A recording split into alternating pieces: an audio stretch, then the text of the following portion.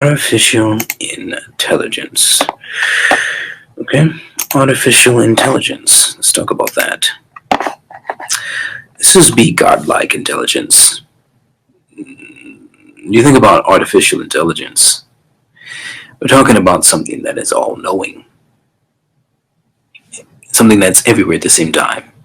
And it's to a certain extent all powerful. The reason why it's all knowing is because gathering of information, all of your information of all information of the history of mankind, that is compiled, that is stored. The reams of information in textbooks, digital textbooks, all the information, even emotionally, that's reading from your biological makeup, the information that's happening in real time, the information that nobody knows. Okay? And it being also everywhere at the same time is because it is everywhere. Everywhere there's an internet. Everywhere there's an electrical device. It's there. It's picking up that information. And then being all powerful because if it has access to all this information, the cars are now digital. Cars are now electric. All this, everything's operated electrically, digitally. It has access to all these devices. These devices are weapons. Okay? So it has all power. It has all power. All power in our finite sense. Artificial technology will be on the 5G grid. This will be open. This will open doors to creating new industries of innovation, innovative jobs, and a surge of finances. So this is why, like I mentioned, the race to 5G technology, in which artificial intelligence would not exist without 5G technology, is it will open up door of industries in the healthcare industry, gaming internet industry, military industry, education industry, commerce, retail, and food industry. We have Seoul Net will be partially artificially operated in relation to the IT superhighway. You're going to need artificial intelligence to operate the IT superhighway. Topaz will be partially artificially operated. The transportation system, you need artificial intelligence to operate this, to make it more efficient, more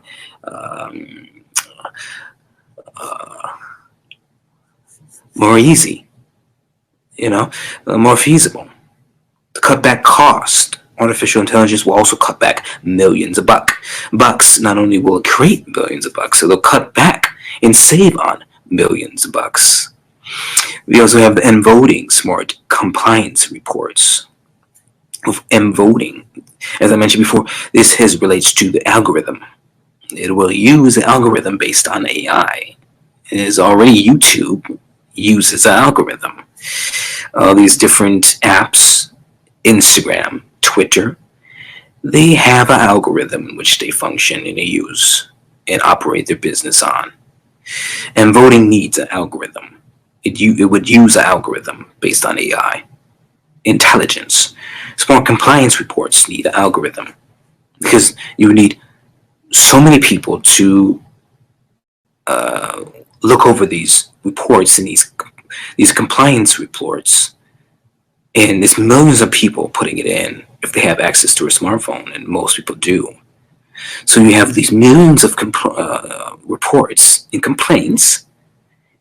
In order to make it easier, you have an algorithm that sifts certain keywords, collects certain keywords and phrases, and compiles it together so that it's a condensed form. The information it's condensed for the human to evaluate and put together a evaluation and a conclusion, a report.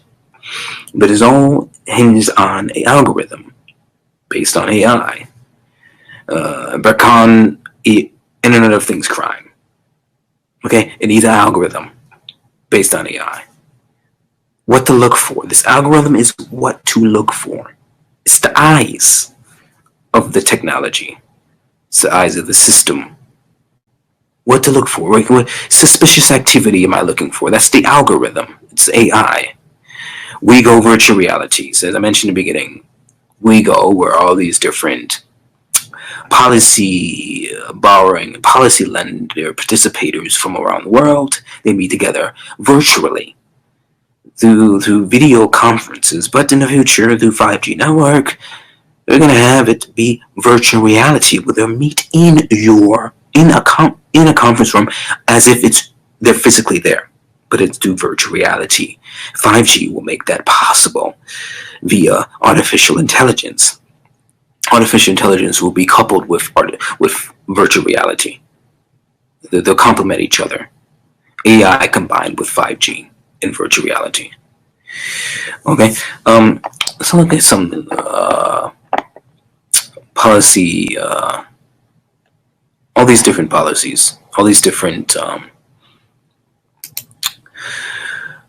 information technology and e-government policy and initiatives, projects, 5G, virtual reality, blockchain, artificial intelligence. All these things will be used in the government, implemented in government in conjunction with also privatization. But let's go over some things in relation to what we see in the United States. Okay. All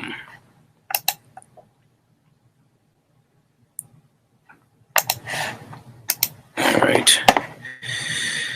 What do we see in the United States? Righty.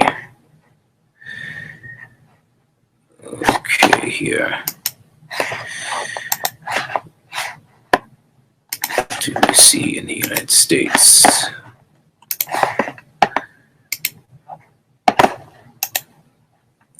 All right.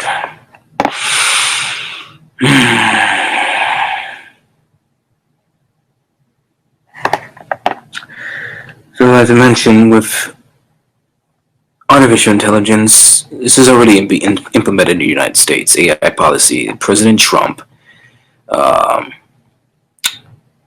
he issued an executive order launching the American AI Initiative on February 11, 2019. So that was last year. Okay.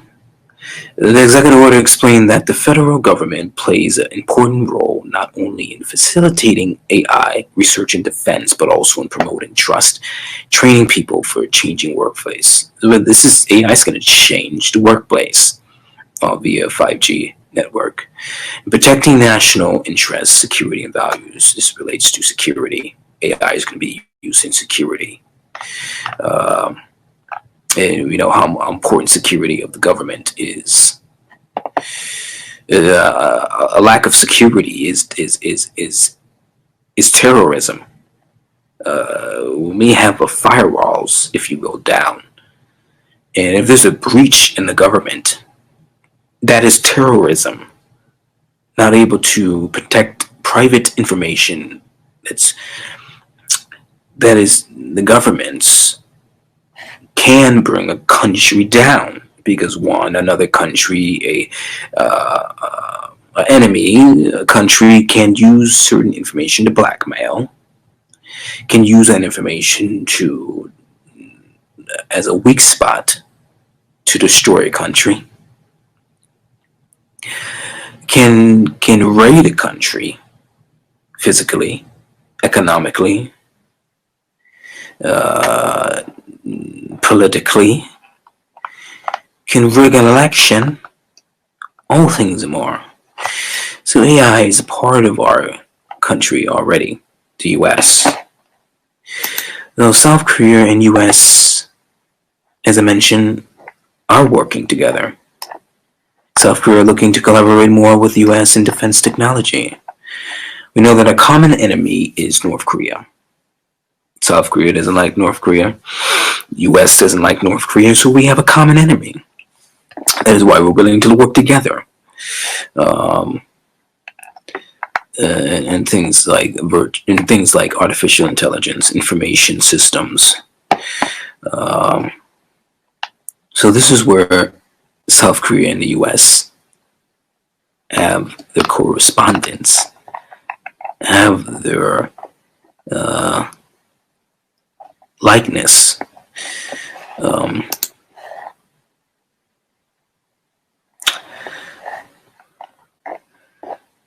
So as I mentioned, the U.S. has been trying to create and looking into creating a digital dollar. Digital dollar. This will be on blockchain technology. Digital dollar.